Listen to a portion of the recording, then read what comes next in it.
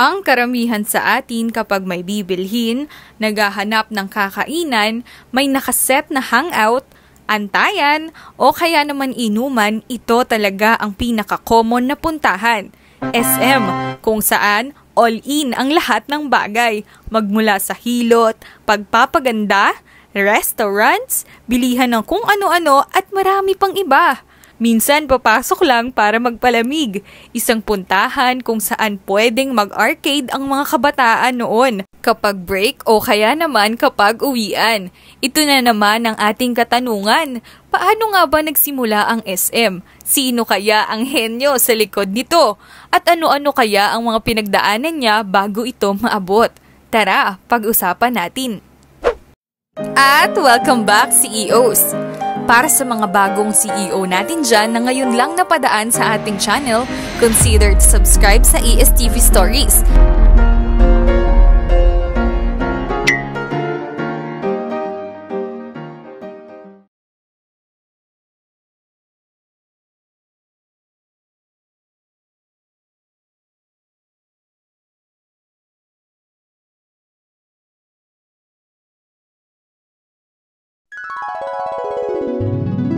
Si Henry C. ay ipinanganak sa Xiamen, China noong October 1924.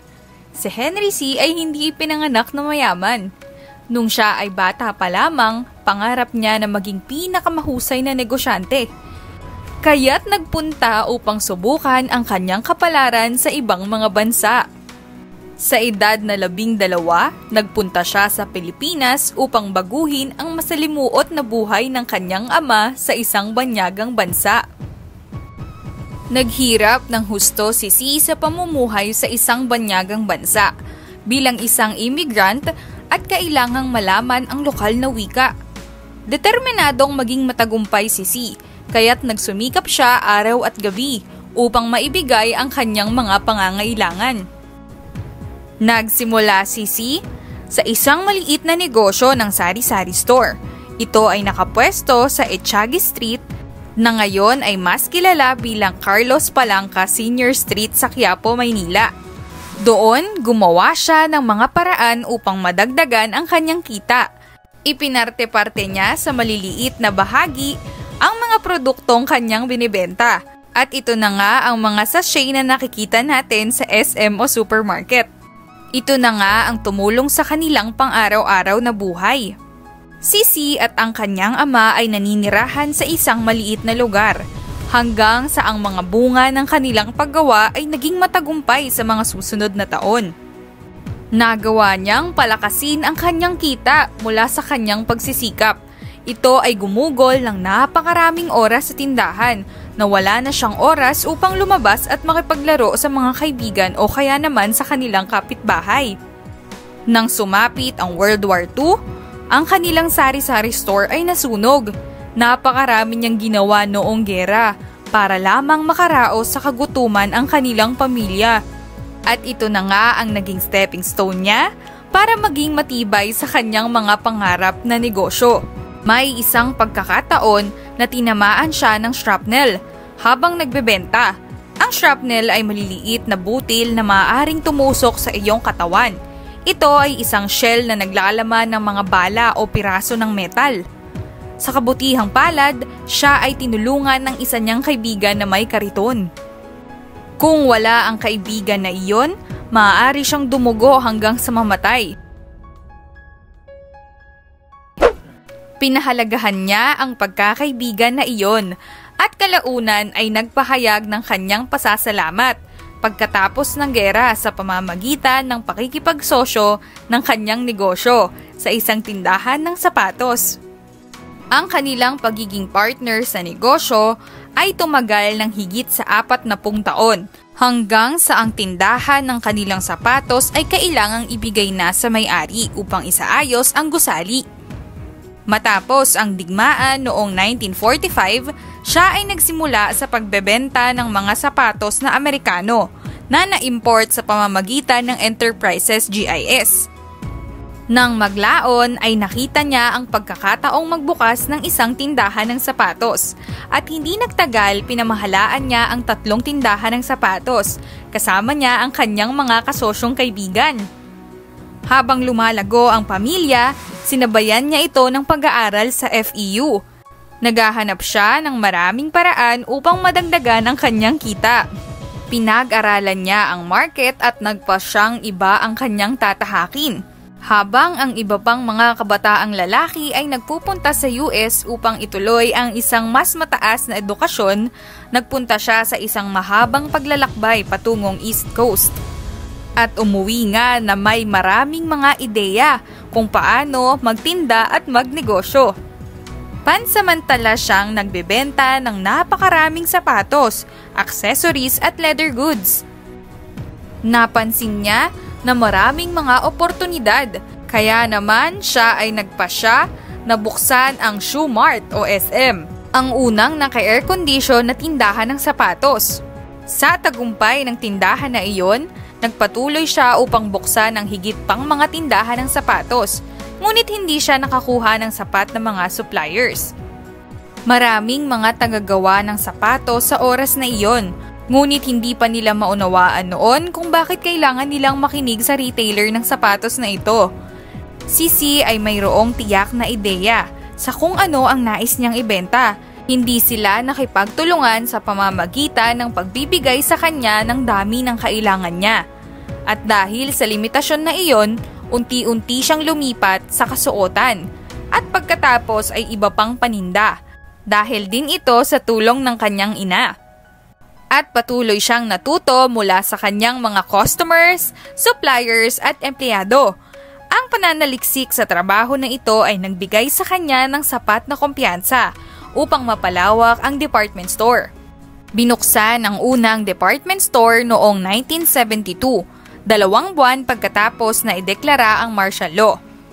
Ang negosyo ay may mabagal na pagsisimula, ngunit patuloy na umuunlad. Sa mga taon ng martial law, nagpatuloy siyang magbukas ng maraming mga department store at umabot pa nga sa punto kung saan hindi na kayang punan ang mga pangangailangan ng mga tao dahil sa dami ng mga nagsha-shopping noong panahong iyon. Wow! Nang sinimulan ang pagtatayo ng unang mall noong 1983, ang Pilipinas ay nasa gitna ng isang debt moratorium o pagkautang at nakaranas ng inflation. Ang pagbaba ng ekonomiya ay lalong pinalala ng pagpatay kay Ninoy Aquino. Maraming mga bangko ang hinulaan ang pwedeng maging dahilan ng pagkalugi ng mga napundar ni C. Maaaring mayroon siyang ilang mga department store at tindahan ng sapatos sa oras na iyon, ngunit hindi pa sapat ang kanyang salapi ng panahong iyon. Hindi siya naapektuhan ng mga pagpuna. Sa halip, ginawa niyang armas ito upang gumawa ng determinasyon at ginawang puno ng pag-asa ang kanyang isip. Nagpumilit siya at binuksan noong 1985 ang department store at supermarket, kasama ang ilan sa mga nangungupahan. Sa halos parehong oras dahil sa kaguluhan sa lipunan ng mga oras na yon, ang Shoe Mart ay nahaharap sa mga pangit na welga. Halos sumuko siya, ngunit sa pamamagitan ng paghihikayat ng kanyang mga empleyado at customer, nagpatuloy siya. At sa oras na iyon, napagpasyahan niya na ang emosyon tungkol sa mga kaguluhan ay hindi dapat manaig sa kanya o ilayo siya mula sa kanyang mga hangarin. Mula noong oras na iyon, hindi siya nag-alinlangan sa kanyang kumpiyansa at naging mas determinado na ipagpatuloy ang negosyo. Nang maglaon, lumawak din. Dahan-dahang nagtatayo ng mga mall sa oras na iyon. Ang pagpapalawak ay napakahirap. Habang nagtatayo ng Santa Mesa at Mega Mall, nakaharap nila ang mga delays ng construction dahil sa kakulangan ng mga semento noong 1989. Nang dumating ang krisis noong 1997 sa Asia, pinaplano ng pamilyang C ang pagpapalawak ng mga malls. Kasama na nga rito ang Mall of Asia, na noon ay naisip na ang pinakamalaking mall sa rehiyon. At dahil nararamdaman ni C ang mga mala-tsunami na epekto ng malawak na krisis sa rehiyon na malayo mula sa mga naranasan niya, Kinakailangan niyang baguhin ang mga plano. Ipinagpaliban nila ang pagbubukas ng Mall of Asia at nagpatuloy sa pagbubukas ng iba pang mga mall. Lumaki ang SM dahil sa pagpapadami sa halip na pagpapalaki, naghahatid ng iba't ibang mga mas maliliit na market. Pinalawak din ni C ang negosyo at isinama ang mga department store, supermarket, tindahan ng hardware, stores ng appliances at iba pa.